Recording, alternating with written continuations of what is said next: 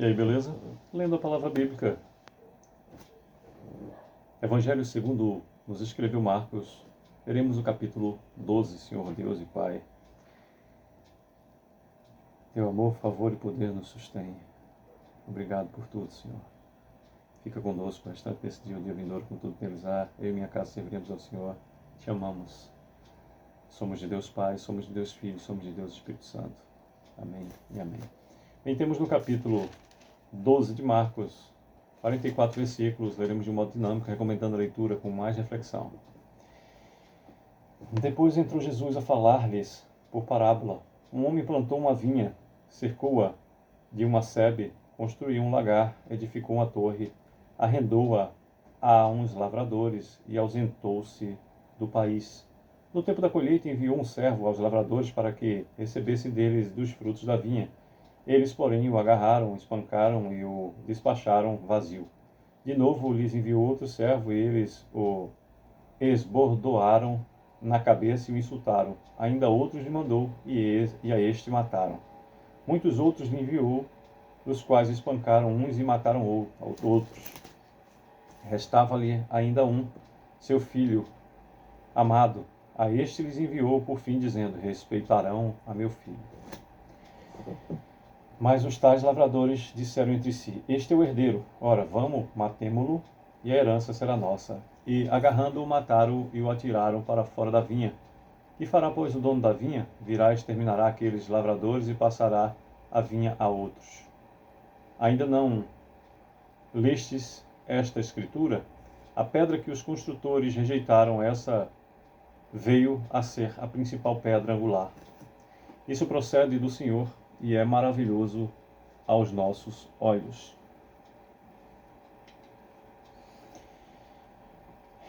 E procuravam prendê-lo, mas temiam o povo, porque compreenderam que contra eles proferiria esta parábola.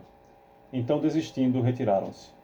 E enviaram-lhe alguns dos fariseus e dos herodianos para que o apanhassem em alguma palavra. Chegando, disseram-lhes: mestre, sabemos que és verdadeiro, e não te importas com quem quer que seja, porque não olhas a aparência dos homens, antes, segundo a verdade, ensinas o caminho de Deus. É lícito pagar tributo a César ou não? Devemos ou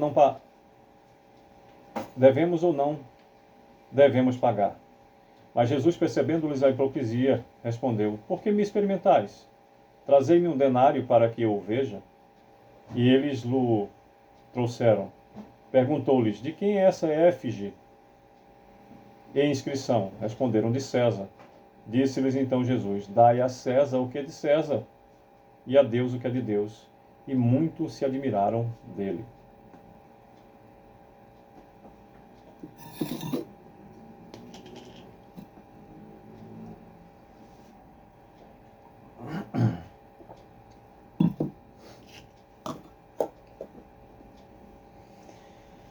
Então os saduceus, que dizem não haver ressurreição, aproximaram-se dele e lhe perguntaram, dizendo: mestre, Moisés nos deixou escrito que se morreu o irmão de alguém, deixar a mulher sem filhos, seu irmão a tome como esposa e suscite descendência a seu irmão. Ora, havia 7 irmãos. O primeiro casou e morreu sem deixar descendência. O segundo desposou a viúva e morreu, também sem deixar descendência. E o terceiro, da mesma forma. E assim os 7 não deixaram descendência. Por fim, depois de todos, morreu também a mulher. Na ressurreição, quando eles ressuscitarem, de qual deles será a esposa? Porque os 7 a desposaram. Respondeu-lhe Jesus: não provém o vosso erro de não conhecerdes as Escrituras nem o poder de Deus? Pois quando ressuscitarem de entre os mortos, nem casarão, nem se darão em casamento, porém são como os anjos nos céus. Quanto à ressurreição dos mortos, não tendes lido no livro de Moisés, no trecho referente à sarça, como Deus lhes falou? Eu sou o Deus de Abraão, o Deus de Isaque e o Deus de Jacó? Ora, ele não é Deus de mortos, e sim de vivos. Laborais em grande erro. Chegando um dos escribas, tendo ouvido a discussão entre eles, vendo como Jesus lhes houvera respondido bem, perguntou-lhe: qual é a o principal de todos os mandamentos? Respondeu Jesus. O principal é: ouve, ó Israel, o Senhor, nosso Deus, é o único Senhor. Amarás, pois, o Senhor teu Deus de todo o teu coração, de toda a tua alma, de todo o teu entendimento e de toda a tua força. O segundo é: amarás o teu próximo como a ti mesmo. Não há outro mandamento maior do que estes. Disse-lhe o escriba: muito bem, mestre. E com verdade disseste que ele é o único e não há outro senão ele, e que amar a Deus de todo o coração e de todo o entendimento e de toda a força, e amar ao próximo como a si mesmo excede a todos os holocaustos e sacrifícios. Vendo Jesus que ele havia respondido sabiamente, declarou-lhe: não estás longe do reino de Deus. E já ninguém mais ousava interrogá-lo. Jesus, ensinando no templo, perguntou: como dizem os escribas que o Cristo é filho de Davi? O próprio Davi falou pelo Espírito Santo: disse o Senhor ao meu Senhor: assenta-te à minha direita até que eu ponha os teus inimigos debaixo dos teus pés. O mesmo Davi chama-lhe Senhor, como, pois, é ele seu filho? E a grande multidão o ouvia com prazer. E ao ensinar dizia ele: guardai-vos dos escribas que gostam de andar com vestes talares e das saudações nas praças, e das primeiras cadeiras nas sinagogas e dos primeiros lugares dos banquetes, os quais devoram as casas das viúvas e, para o justificar, fazem longas orações. Estes sofrerão juízo muito mais severo. Assentado diante do gasofilácio, observava Jesus como o povo lançava ali o dinheiro. Ora, muitos ricos depositavam grandes fortunas. Vindo, porém, uma viúva pobre, depositou 2 pequenas moedas correspondentes a um quadrante. E, chamando seus discípulos, disse-lhes: em verdade vos digo que essa viúva pobre depositou no gasofilácio mais do que o fizeram todos os ofertantes. 44º e último versículo do capítulo 12 do Evangelho segundo Marcos nos diz: porque todos eles ofertaram do que lhes sobrava. Ela, porém, da sua pobreza, deu tudo quanto possuía, todo o seu sustento.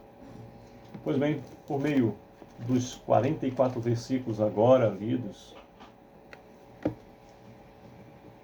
dispõe todo o capítulo 12 do Evangelho segundo Marcos. E temos do versículo 1 até o 12 a parábola dos lavradores maus. Temos do versículo 13 até o 17 a questão do tributo. Temos do versículo 18 até o 27 falando sobre os saduceus e a ressurreição. Temos do versículo 28 até o 34 o grande mandamento.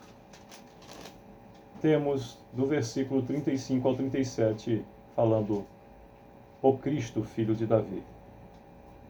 E temos efetivamente do versículo 38 ao 40 narrativa onde Jesus censura os escribas. E finalmente do versículo 41 ao 44 finda o capítulo 12, onde Jesus narra sobre a oferta da viúva pobre. O tempo todo nós estamos aqui na leitura do Evangelho, bebendo nas fontes das primícias da salvação registradas, da passagem de Deus Filho, eu sou, nesta terra.